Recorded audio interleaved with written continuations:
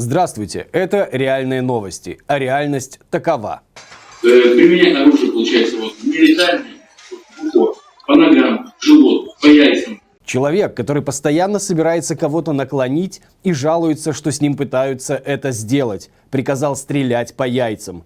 У него явно какой-то пунктик на нездоровых сексуальных фантазиях. Либо покалечить, либо изувечить, либо убить. Применять оружие прямо в лоб, прямо в лицо, прямо туда, после чего он уже никогда, получается, не вернется в то состояние, в котором он находился. Кто-то еще сомневался в том, что это случайные выстрелы или самооборона защитников режима? Откачают.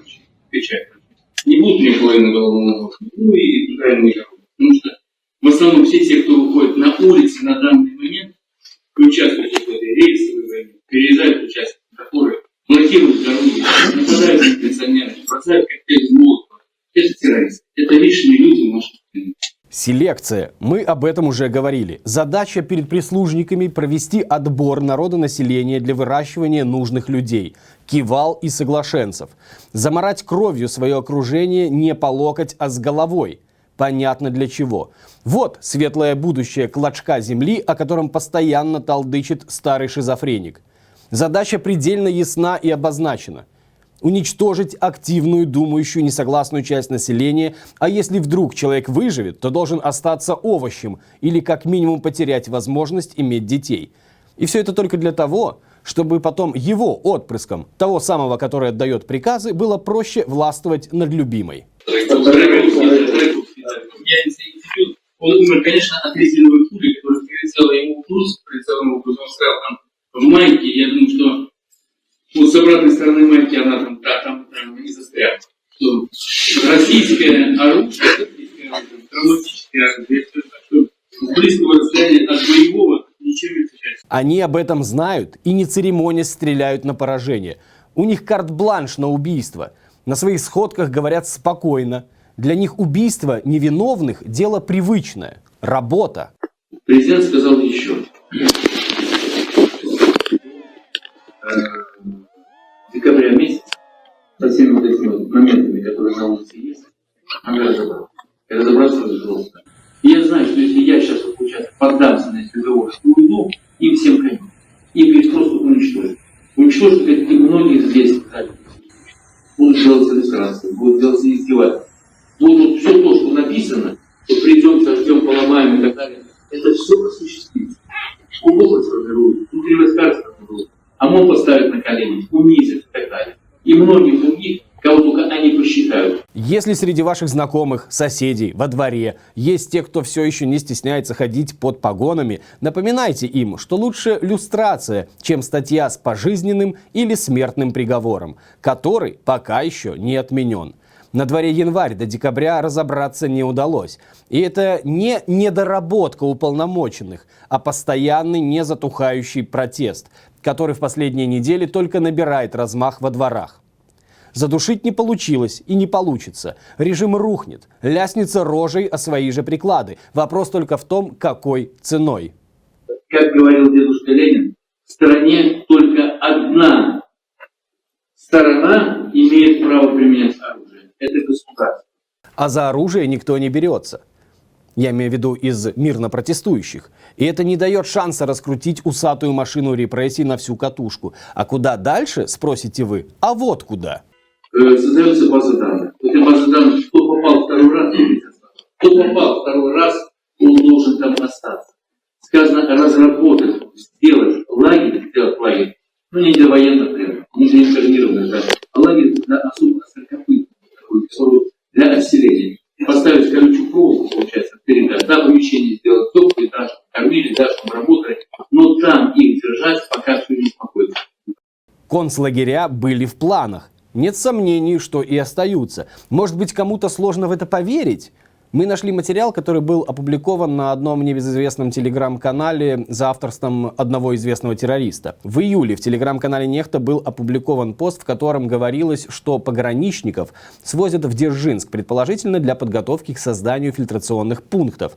Дело в том, что в Дзержинске находится воинская часть 1463 погранвойск. Это группа материально-технического обеспечения органов пограничной службы. Значительную территорию части занимают склады. Что может храниться на складах, как вы думаете? Ну, например, километры колючей проволоки и других средств ограждений, предназначенных для оборудования государственной границы. Предполагается, что это хозяйство и должно было быть использовано для оборудования фильтрационных пунктов для задержанных.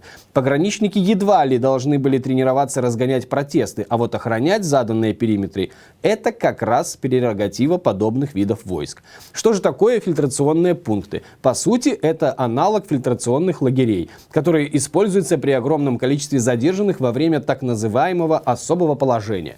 Когда помещения отделения милиции попросту не хватает, тогда оперативно развертываются подобные фильтрационные пункты.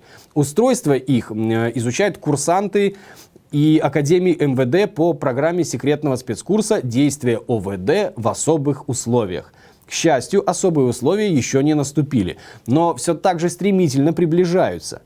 Как это работает? Все очень просто. Для фильтрационных пунктов не нужны помещения.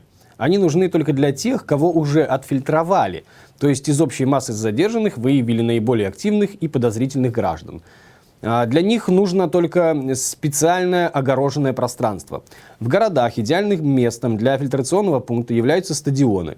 Стадион уже имеет забор по периметру и открытое пространство в своем центре. Остается только разделить футбольное поле средствами ограждения на сектора, организовать проходы и пропускные пункты. И все, спецслужбы могут начинать фильтровать. Задержанных привозят автозаками, автобусами, микроавтобусами, загоняют в приемный сектор, фильтруют личные данные, активность участия в протестах и так далее. Прошедших фильтрацию либо выпускают на волю, это будет большинство тех, кого привезли, а остальных задерживают и увозят в специальные заведения. А мы их знаем. ИВС и прочее СИЗО. Скажете, все это фантазии? Ой ли. Мы никого не хотим пугать и не беремся предсказывать, что так оно и будет. Но исключать обострение психических расстройств в обмороженных головах тоже не стоит. Главой государства, мы прикрыты со всех сторон в плане применения оружия. Причем где хочет и когда вздумается. На улицах, во дворах и даже выражение «мой дом, моя крепость» больше не работает. Они уже вламываются в дома и квартиры. А вот насколько они прикрыты, судите сами. И раз появляются такие сливы, то где-то в этом прикрытии явно сквозит. Инициатива Байпол давно сказала: сдавайте своих коллег-террористов, пока не сдали вас. И сдают, сливают, медленно, но методично. И обещанные всем активным убийцам, даже если их будут тысячи, награды и медали только помогут своим лязганием скорее их найти. А теперь к более приятным новостям и более приятной ведущей. Но это не точно. А то, что это не точно, тут я же не соглашусь. К другим новостям. Погнали! Журналиста и медиа-менеджера Андрея Александрова, по уголовному делу которого в офисе информагентства «Белопан» вчера устроили обыск, МВД обвинило в финансировании протестов в Минске. Как заявил замглавы ведомства Геннадий Казакевич Александров и его девушка Ирина Злобина, она также задержана и проходит по уголовному делу, с августа 2020 года оплачивали демонстрантам сотни штрафов, возмещали их содержание в изоляторах и так далее. При этом деньги Александров и Злобина якобы получали из-за рубежа, и часть из них тратили на себя. Денежные средства Александрову и Злобиной, утверждает Казакевич, предоставлял фонд Buy Help через закладки на территории Минска. Цитата. «Из тайников мужчина Александров забрал более 100 тысяч долларов США и евро». В ходе обыска в квартире подозреваемых следователи обнаружили более 25 тысяч долларов и евро и 20 тысяч белорусских рублей. Так сообщил замминистра внутренних дел. Ну а мы знаем, что у нас часто находят какие-то деньги, а люди о них даже знать не знают. Против журналиста и его девушки возбуждено уголовное дело по части 2 статьи 342 УК об обучении лиц для участия в групповых действиях, грубо нарушающих общественный порядок, а равно финансирование или иное материальное обеспечение такой деятельности. Наказание до 2 лет колонии. Житель Вилейки обратился в МВД по поводу высказывания пропагандиста РТ Константина Придыбайла, который в эфире Соловьев Лайв назвал белорусов тупыми. Уже попытался он, конечно, попросить за это прощения, но лучше не стало. Заявление с требованием провести проверку спустили в Вилейский РОВД, а оттуда прислали совершенно непредсказуемый ответ. Проверка не выявила нарушений законодательства, ни административного, ни уголовного. Человек из Вилейки ждал ответа и из МИД, куда был направлен похожий запрос относительно фразы Придыбайла. В ответ на жалобу на фразу пропагандиста РТ Константина «Белорусы тупые» МИД Беларуси скинул ссылки на пост в Телеграме и интервью, в которых Придыбайло пытается извиниться за сказанное. Жителя Кобрина обвинили в том, что он призывал горожан к пикету. Но парень утверждал, что просто позвал друзей в кафе, о чем написал в чате «Кобрин для жизни». Цитата: «Друзья, приходите к лакомке». Суд расценил эту фразу призывом к незаконному массовому мероприятию и оштрафовал Романа на 20 базовых.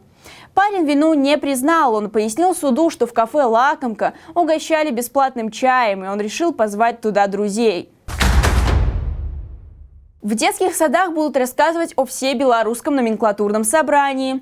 Вся преступная вертикаль власти понимает, что народ не купится на номер с так называемым ВНС. Поэтому руководителям образовательных учреждений железнодорожного района Гомеля приказано закупить плакаты с информацией о всебелорусском народном собрании. Разместить агитку распорядились в училищах, школах и даже в детских садах.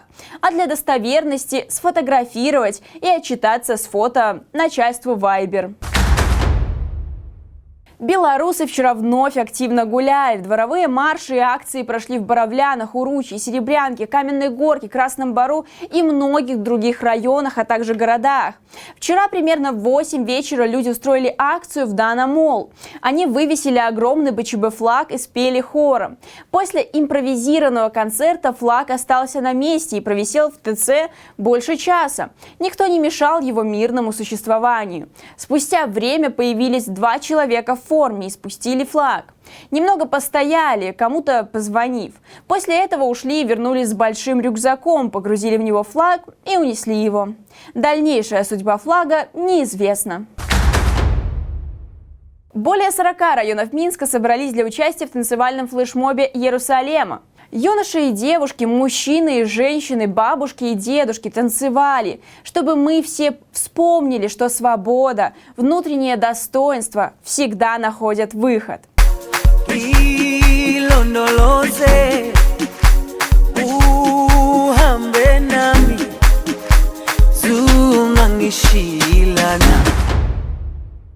Подписывайтесь на канал, ставьте лайки и обязательно пишите политзаключенным. Ваша поддержка очень нужна и важна для них.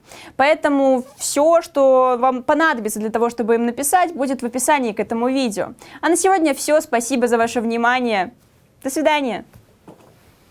Подписывайтесь, ставьте лайки, оставляйте комментарии. Давайте вместе распространять наши видео. Мы стараемся быть максимально объективными и говорить только то, что мы думаем.